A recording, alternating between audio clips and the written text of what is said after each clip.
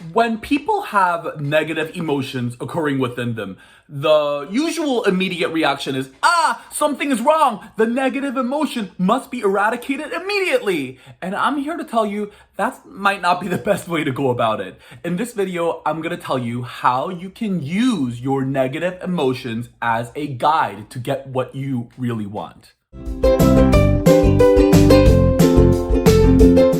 I, like most people, treated negative emotions like something that must be beaten down and put away and never expressed and shoved in a closet until it became unbearably large, the negative emotions there. I lost my boyfriend of 5 years, Michael James, to cancer, and at that point, there was just no holding it back. I had to figure out how I was going to manage these negative emotions. He passed away. It's like I literally got ghosted.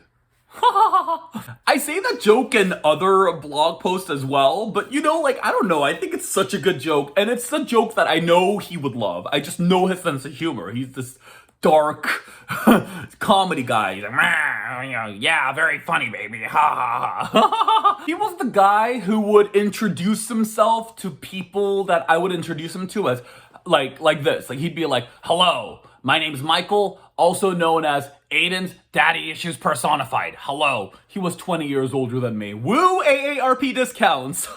So what got me to face my negative emotions was just I was so miserable. I was like, I'm either gonna kill myself or deal with these negative emotions because I can't live with these negative emotions in my life.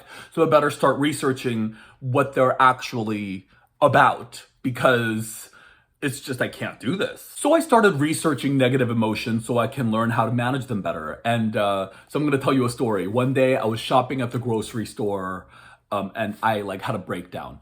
Apparently, grocery stores is like a trigger warning central for widows, because you think you're doing okay and you'll be shopping for, vegetables. You'll be like, oh, spinach, kale. Oh my God, it's arugula. I did a speaking engagement for a widows camp where all the widows came together, and I shared my experience. And when I talked about the grocery store, the entire room went, oh yeah. So avoid the grocery store, order online if you're a recent widow. Unless you're okay with crying in public. So I was in the cereal aisle and I saw a box of Fruit Loops and I was like, oh my God, I miss you, Michael. And I started breaking down in the cereal aisle. The children were terrified. Then I asked myself, why am I so upset? And I thought about it and I'm like, obviously I'm upset because I miss Michael. It was then I remembered the concept of emotion, right? So and wanting to get things and goals. The reason why we all want anything is actually because we think we will feel better in the having of it. This was pointed out to me by my good friend Jackie. This is in my book, The Art of Being Yay, where she tells me a concept by Abraham Hicks, who's this, spirit? And so she says that we all want anything we want because we think we will feel better in the having of it. And after some examination, I've come to the conclusion that that's very true. We all want that job because we think then we can provide for our families better and we will be more empowered. We think we want a boyfriend because once we have a boyfriend, then we will feel a sense of security and love. And so at the end of the day, it is an emotional result. That's the end goal. And anything in between is just a way that we have constructed and as a way to get to the emotion. You might want to, for example, you might want to be happier. You want to get a Tesla because you think driving a Tesla will make you happy. So you get the Tesla because you think that is a path to happiness. You follow me? So when I was in that cereal aisle crying over Fruit Loops, I actually stopped and thought to myself, okay, why is it that I miss Michael so much right now? What is it that I think I would have emotionally if Michael were here right now? I'll tell you exactly what it was. I actually broke it down. You see, What you need to understand about me and Michael is, between me and Michael, I was the responsible one, which means we were always in trouble. Like, Michael was supposed to be 20 years older than me, and, but, like, he would have crazy ideas that I would have to rein back. He was like a rebel, and so he would say things to me like, oh, baby, that shopping center just closed, and he talks like this. Like I said, he's 20 years older than me.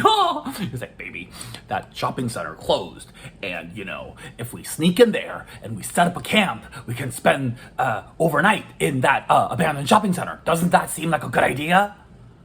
And I would have to be like, Michael, that do not trespass sign is there for a reason.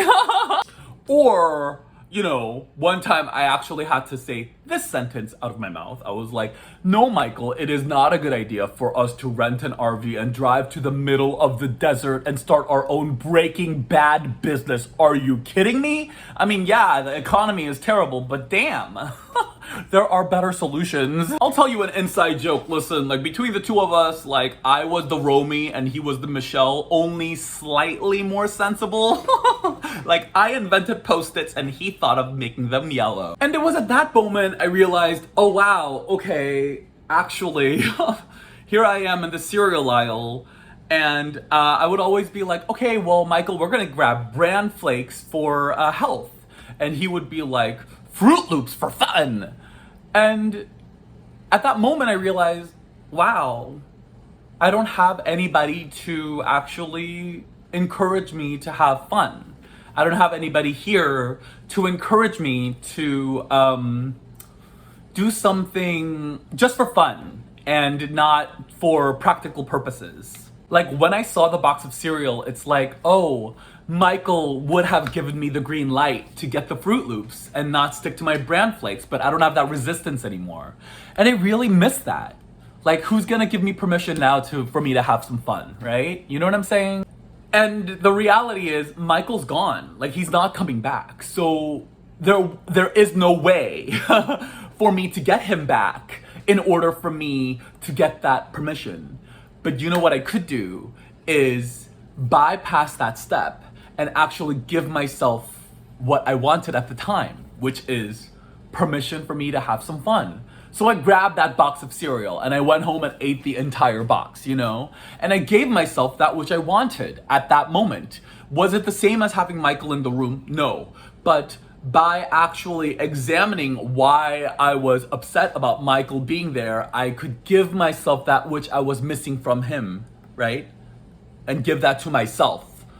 I have this box of cereal that I want. Michael would have given me permission, right? Michael's not here. Now I need to give myself permission, It's actually a sort of acceptance of the world as it is. If you would just accept the world as it is, then you can find creative ways to get your needs met, because that's what negative emotion means. Like, for example, if your sister is being obnoxious, and you're like, I wish she would shut the hell up. What you're really going for is you want some peace and quiet. So you might want some peace and quiet, and you think the peace and quiet will come from your sister shutting the hell up. But the reality is, you can't control your sister, but you can control your way of getting peace and quiet. You could walk out of the room, you could hang up the phone, you could leave, or you could go into a meditative state. She could yak at you and you could go, whatever.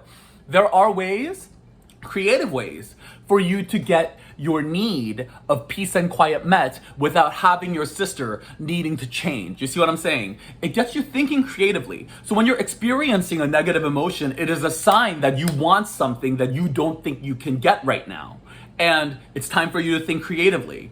Okay? Because you can't control that, but you can control this. So I hope you enjoyed my little story about how you can empower yourself to give you more of what you want. You deserve peace and quiet. I deserve to have fun. I deserve to have all the permission in the world to have fun, And so when we are experiencing negative emotion, let's dive in and figure out what it is that we want and give ourselves that. We deserve it. Hallelujah! So, if you want to learn more about how emotions work, check out my blog post on emotional momentum. Also, reticular activating system is very important to know, so check that out. And also, let's see, get a copy of my book, The Art of Being Yay.